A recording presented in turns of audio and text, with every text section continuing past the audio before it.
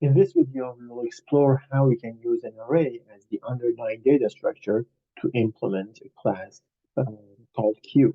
And we want the first in, obviously, we want the first in, first out behavior when we do sequences of NQs and DQs. And also, ideally, what we want is constant time runtime for all the main operations uh, that a queue provides, right? So we are going to define, I'm not going to write code. I'm just going to talk about the ideas, but the explanation will be detailed enough that translating that into C++ code should not be a big deal. So we will have a class called Q, and that class obviously at least is going to have an array as one of its member variables or a pointer to an array.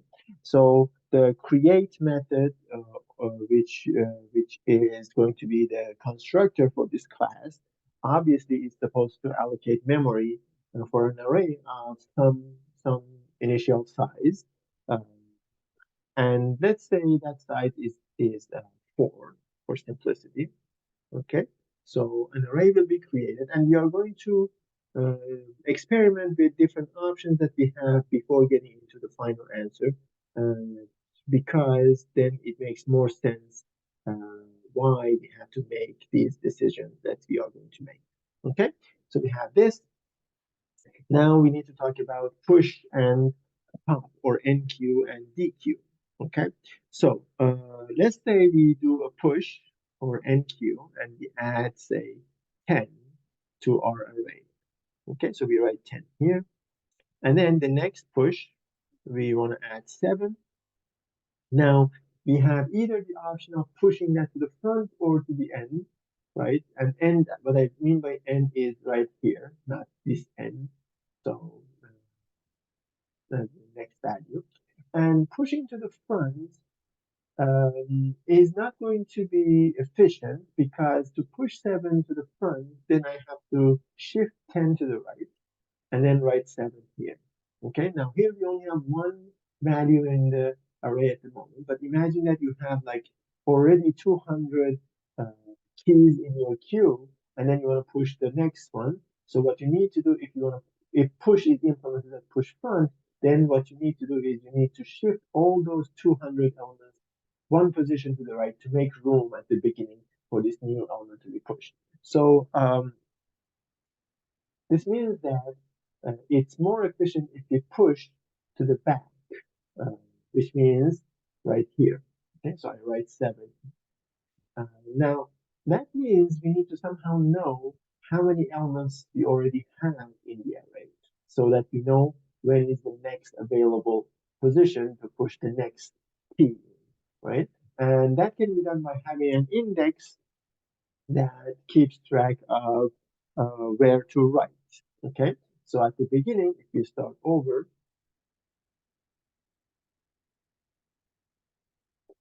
I will have, besides the array itself, my constructor initializes another member variable that I have called write, and it initializes that to 0, which means that at the beginning, you're supposed to write here.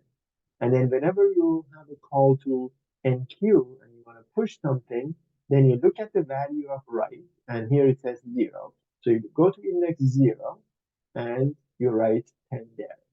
And upgrade or update write by increasing it by 1. So that means that the next time that I have a call to NQ or push and I want to push 12, I look at write, and write is 1.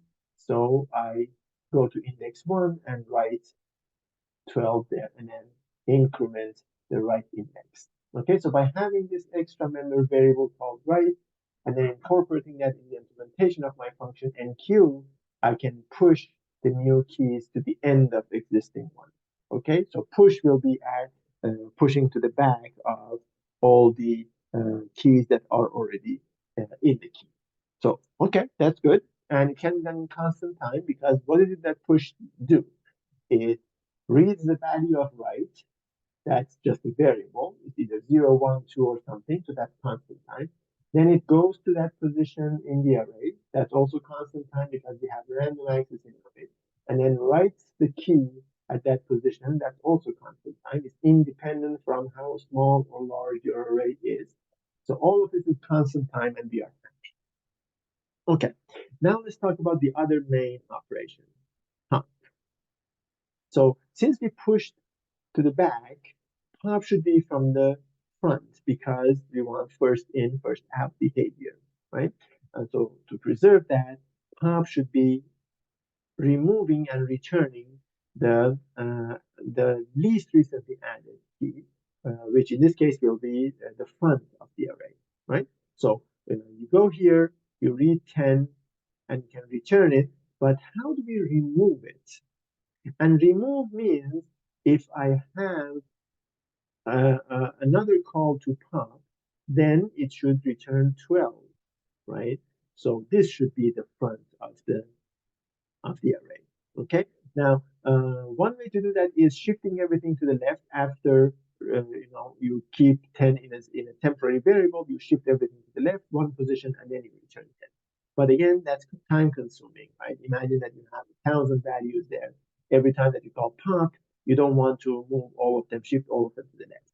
So instead, what we can say is that after this pop, the front of the array is not at index 0 anymore, it's at index 1. And how do I do that is by having yet another index that's called read, for example, and that keeps track of where I should read when I see a call to dequeue or pop. Okay, so starting over again, let me clear everything and start over.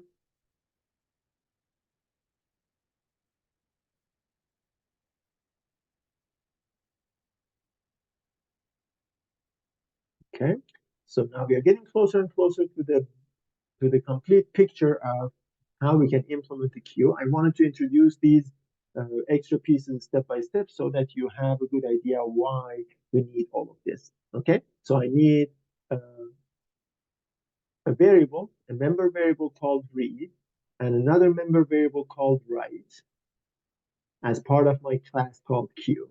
And when I create a new queue object, what the constructor does is it allocates memory to an array of some fixed size, let's say 100.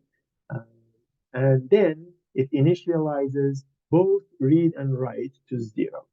Okay, so both of them, they're not pointers. I mean, you could use pointers here as well, but working with integers is easier. So technically, both of them are saying that, you should look at index 0. Okay, now, whenever I call enqueue or push with some value, that's 7, then the first thing that happens is that your function looks at the value of this variable called write, and then it goes to that index and writes the value there.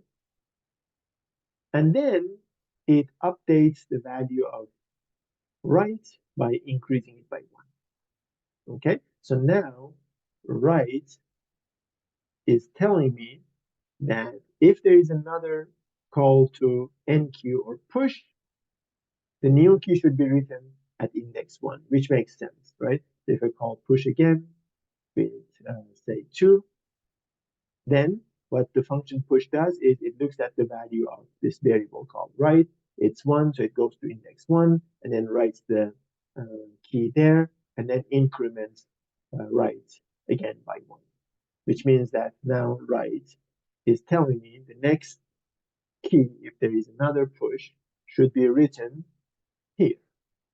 Okay, so that's how push is going to work. There's a little bit of subtlety that I'm hiding from you at the moment. We will get there in a few minutes, but that's push, give or take.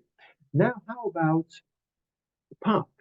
If I call dequeue or pop, what should happen? Again, because of the first in, first out behavior, what I expect is 7 should be returned, removed and returned from the queue, right? So first of all, how does it find 7? And that's easy. It looks at read, and read says go to index 0. It goes to index 0 and it finds 7. That's the value that should be returned at the end, okay? And it should also remove 7 from the queue, right? Remember, that's what dequeue does. It removes and returns the least recently added key, which is 7 in this example. Now, how does it do that is very simple. it changes the value of read by incrementing it by 1. So it means that if I call pop or DQ again, since the value of read is 1 now, the next element that will be pop is going to be 2, which is the right answer. Okay, so that's what pop does. It looks at the value of read, goes to that index that reads tells it, and then remembers that number that is at that index to return at the end, and then increments the value of read for the next call to pop. So that's how we can use an array to implement a queue, right? But as I said, there are a little bit of edge cases that I have not talked about. So let's focus on those. Okay. So the first thing is, let's say we are here. So 7 is technically removed, right? You don't have to do anything with that value because this index being 1 means that we are going to start from 2, which means that basically we ignore the value there. Now, in the picture, I'm removing it from the picture because it's visually easier to imagine that there isn't anything here, but you don't need to do anything in the code. Okay? Now, let's say after these 3 operations, I do 2 more pushes. So I push, say, 11 first. So push looks at the value of write. It says go to index 2. It goes there, writes 11, then updates write to 3. And then I push again, say 9. So it looks at the value of write is 3, goes to index 3, writes 9 there, and increments write to 4. And then push equals, push, say, I don't know, 5. Okay. But now write says go to index 4, but there is no index 4. Okay. There is no index 4. So what should we do now? Okay. And the answer is whenever your index, be it read or write, reaches the end, we wrap around and start from the beginning. So in the implementation of push and pop, when you do read plus plus or write plus plus, if that reaches the capacity, which is a known value there, again, right? You have a member variable for the capacity or the size of the array. If that index reaches that, you start from the 0. So it will be a simple if statement that you need to add. If write equals capacity for push, or if read equals capacity, because it's possible that read reaches the end as well. Set that back to 0. So that's one subtlety. The other thing that I wanted to tell you is that, and let me show you here how that is going to work. Okay, so after these 3, let's say I do a pop. Okay, so read goes here, returns 2, right, and then increments this to be 2 again.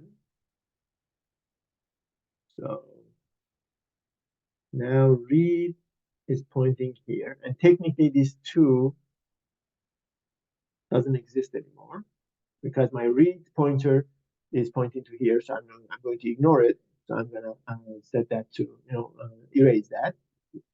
And now if I do push again, let's say push 4. Okay.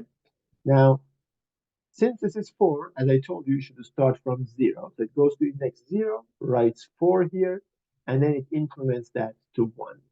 Okay. So now my write index is pointing to here. Okay, now here's the other case that is very important.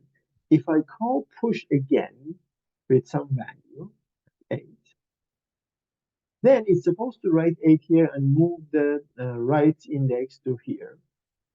So then write and read are both pointing to this index 2. But that is going to cause problems. Basically, the problem that it's going to cause is that if the queue is empty, remember at the beginning read and write were both 0, right? Or even in the middle after a sequence of pushes and pops. If the queue becomes empty, then read and write are going to be the same index. Okay, and that will be our way of testing whether or not the queue is empty. Read equals write.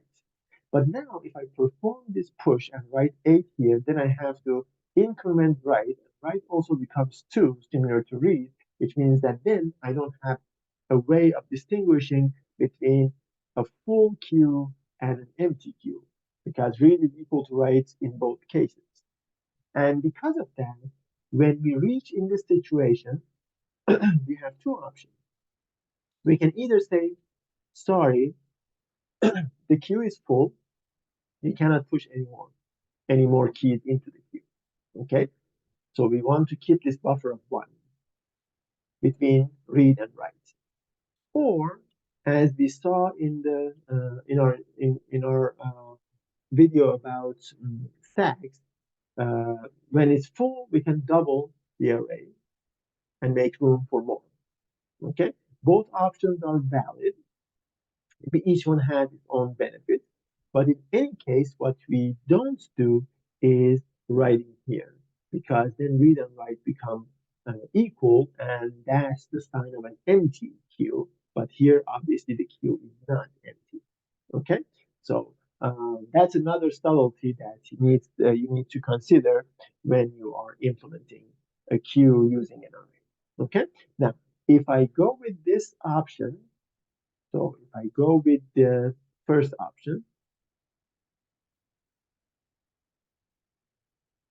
then all operations will be order 1 time, constant time, because what we do here is that we manipulate the indices and then we read or write from an array, and we have random access. So in constant time, we can access those and read and write. So everything is good, everything is constant time. In particular, remember I told you how to check for empty, right? Empty is very simple. Empty is just read equals write. Okay, so if read equals write, return true, otherwise return false. So that's our check for whether or not a queue is empty, and that's also constant time. You're just comparing two integers. So all operations push, pop, and empty are going to be constant time. If we go with the second option, option 2, where whenever we are in this situation, right, there's only one spot left and we don't want to write there. We have a call to push. We don't want to send an error, but we don't want to write here either. So what we need to do is we need to double the array, copy everything from the old array to the new array, and then push this new value there. But doing that, especially copying the data from the old array into the new array, requires order n time, where n is the number of elements here, right? So in this case, for push, occasionally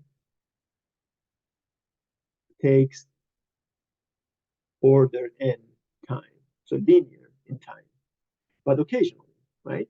And I told you this when we were talking about implementing stacks using an array as the underlying data structure, and it's a similar situation here, that this doesn't happen very often, and because of that, still on average, push will be constant time. So push will be order 1 time on average. But once in a while, your push will be slow because it needs to double the size of the array and copy everything from the old one to the new one. But that doesn't happen very frequently. And on average, using amortized analysis, we can show that it still is constant time. Other operations are always are constant time in the worst case. Okay, now the benefit of going with option 1 is that you don't have this behavior that sometimes your push is slow. Always all your operations are constant time. The problem is once in a while you have to disappoint your user by saying that you don't have room for a new key to be pushed. If you pick a reasonable size initially, depending on the application, and when you're implementing the class, then you can avoid that, but but sometimes it still can happen, and that's the problem. On the other hand, if you go with the second option, double the array when it's full, then you don't have that problem of not having room. You always have room for more, but the problem is then sometimes your push is going to be linear in time, and that is slow. But as I said, that doesn't happen very often. So, trade-offs between the two options, and depending on your goal, you can go with either one of them. Both of them are perfectly uh, valid choices.